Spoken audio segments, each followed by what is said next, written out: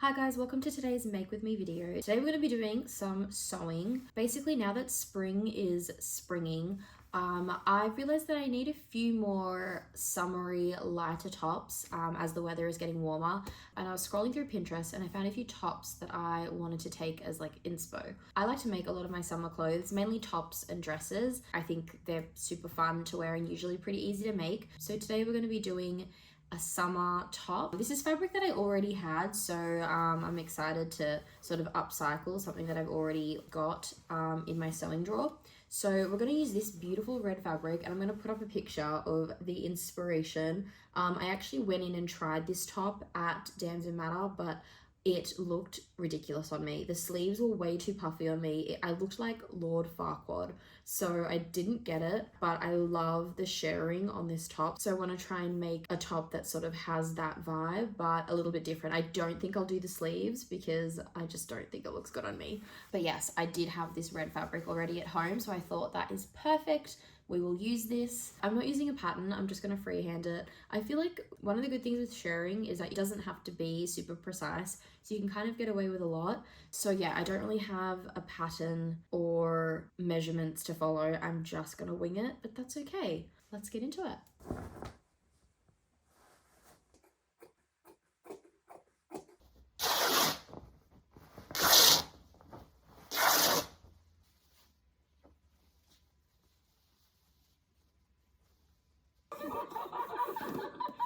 Oh my god.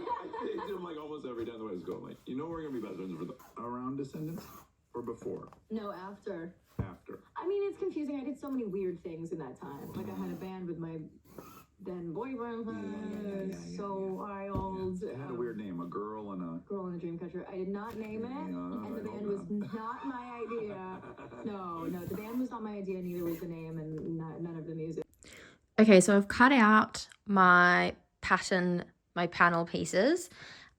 This here is the front panel, and then these two will make the back. The reason that they're not joined was because I just didn't really have enough fabric, so I had to like separate the panels. And also I'm going to put a zip down the middle. So I thought it would just be easier to have them as two separate panels. And then I can join them with the zip and then sew the bottom shut. But yeah, and then these here are little strips which will turn into the bows that will attach at the shoulders to sort of join the shoulder seams together. You don't have to do this if you don't want bows on the shoulders, but I do because I love a bow, so that's what we'll do. The other thing that I've done, you'll see with the white pencil markings, is 1 inch intervals, which is where the shirring will go. So I've done that on the front panel and the back panels too. That just will give me a bit of a guideline on where to sew so that I can keep those shirring lines straight. So yeah, those are my pattern pieces. We're ready to go and sew everything together. So when it comes to sewing with elastic and making any type of ruching or shirring, there's a couple of things to be mindful of. Firstly, you'll need 2 different threads. You'll have your top thread, which will be the same color as your fabric. That's what will be seen on the outside of your fabric. And then you'll have elastic thread.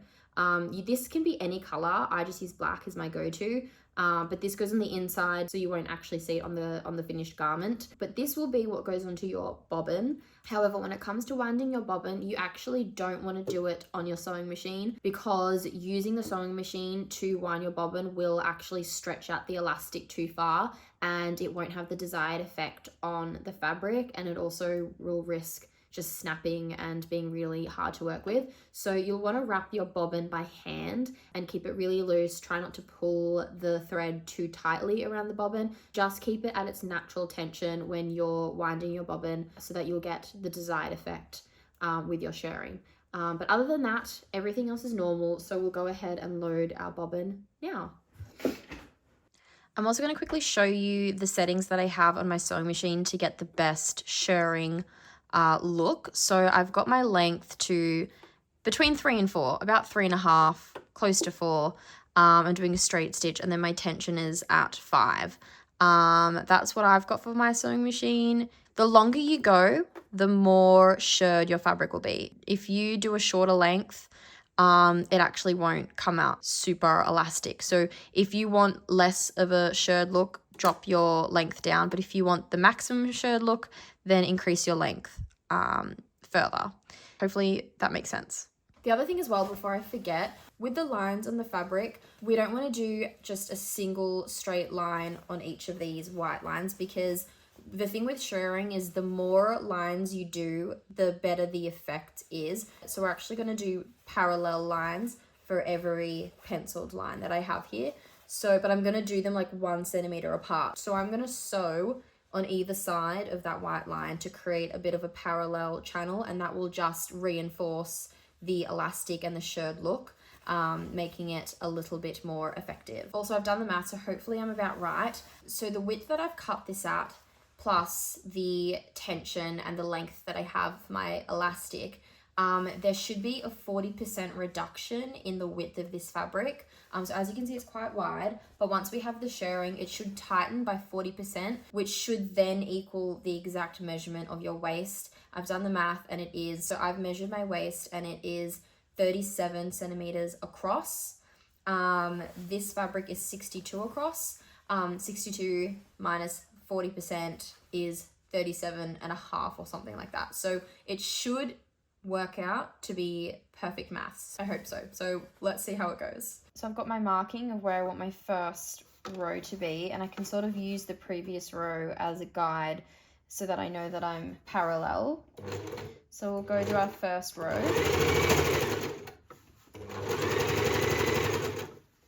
You want to slightly tug your fabric so you're sewing flat as well. You don't want to sew into any ruching. So gently separate your previous row so that you're sewing flat.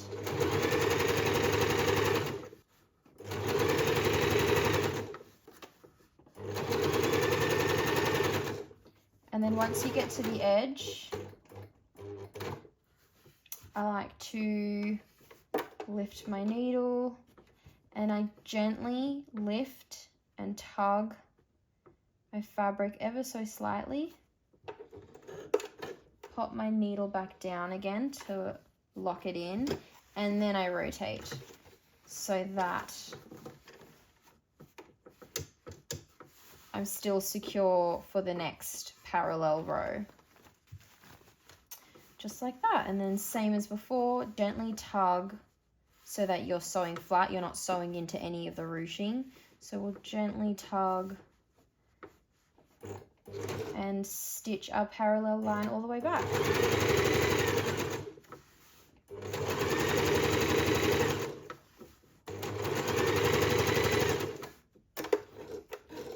And then once we're at the end of the row, I lift and I cut. And then within that channel, I like to get the 2 pieces of elastic and just tie them in a knot, just so that they are nice and secure and I don't have to worry about them slipping out. So I like to tie them in a knot just to tidy them up.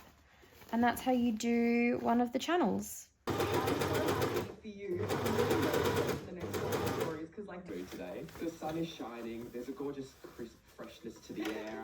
Be doing bad things if the woman calls it queen.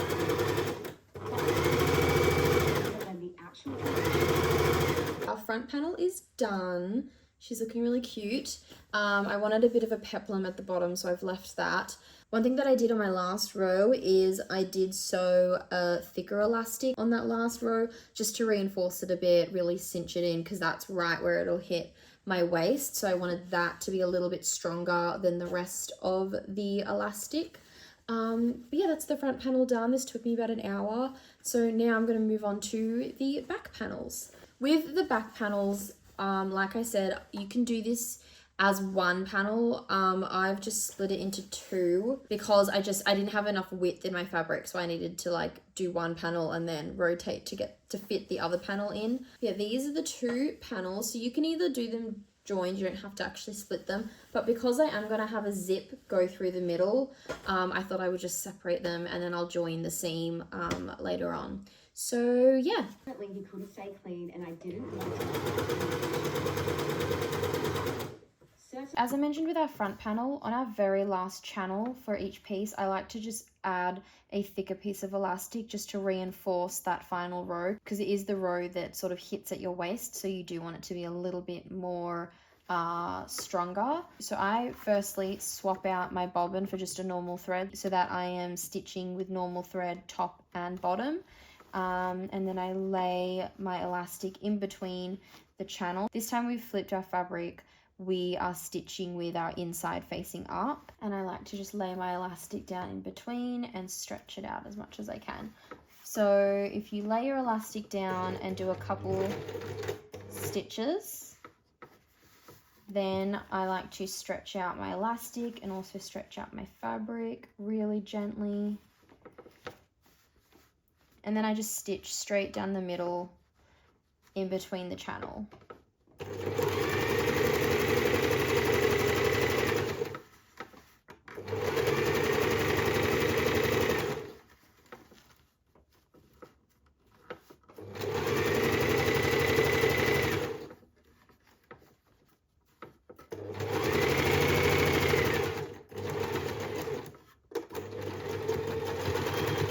And that's how we add that thicker elastic, just to reinforce that final row. Flip it around, and that's what it looks like on the outside. Okay, I finished shirring all of my panels, and I've also hemmed around the open seam. So I've done the shoulders and the neckline as well. It looks a bit funny because of the shirring, but it will look better once it's on. So now I'm going to join the sides together here, and then I'll also attach the zip at the back to join these two back pieces together. Okay, it's really late, so I need to pause and finish this in the morning, but I thought I would try on what I've done so far. I'm actually pretty much nearly done. I just have to do the hem and then finish the shoulders. I'm going to add bows to the shoulders, so I'll do that tomorrow. But otherwise, this is what she's looking like so far. But yeah, the zip's gone into the back. Yeah, she's fitting perfectly. So we're pretty much there, but I'm really happy with it so far. But yeah, we'll finish this in the morning. Okay, it's the next day. Here's a closer look at the top. So basically all I have to do now is hem the bottom, and then I also need to join the shoulders, but I don't want to join them just like that. I want to add some bows and have the bows fasten the shoulders. So that's all that's left to do.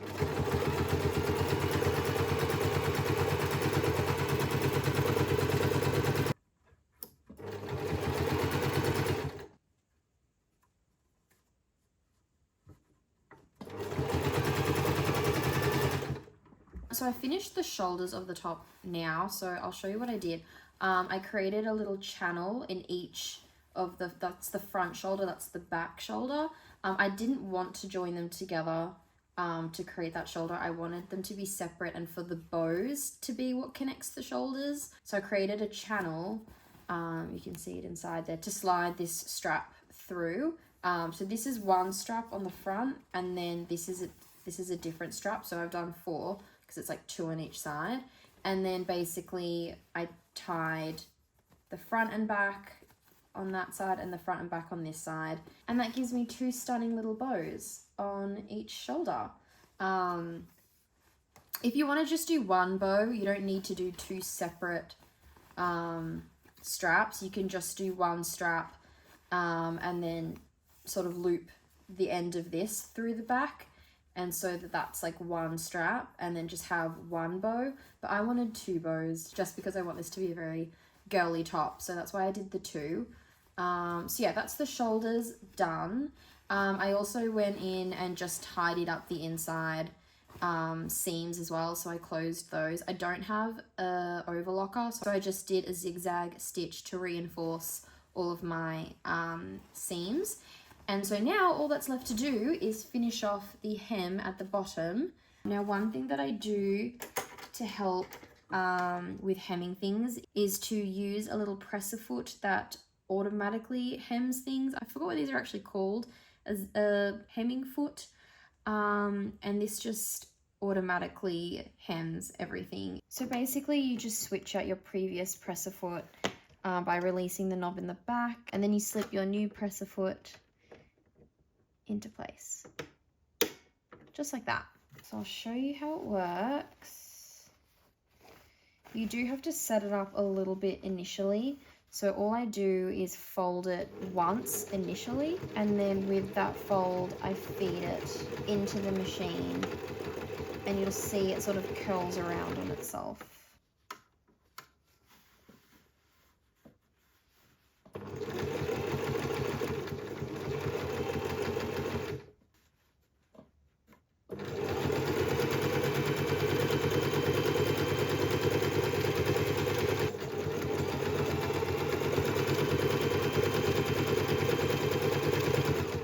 One thing we need to do before we put her on, and that is to give her a good steam. This will just ensure that the shirring stays shirred, and it will also actually help increase the ruching a little bit more with the steam. I think the steam just like activates the elastic a little bit more. So I'll give her a quick steam just to make sure that all of this ruching is nice and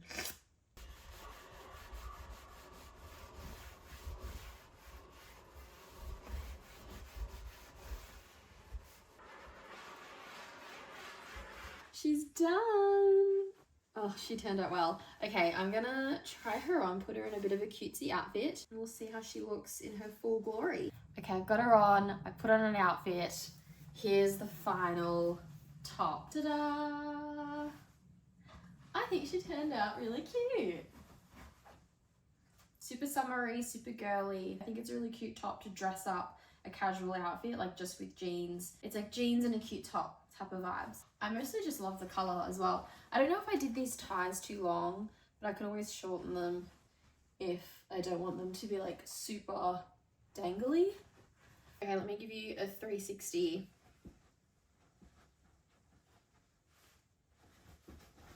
Cute? Do we love it?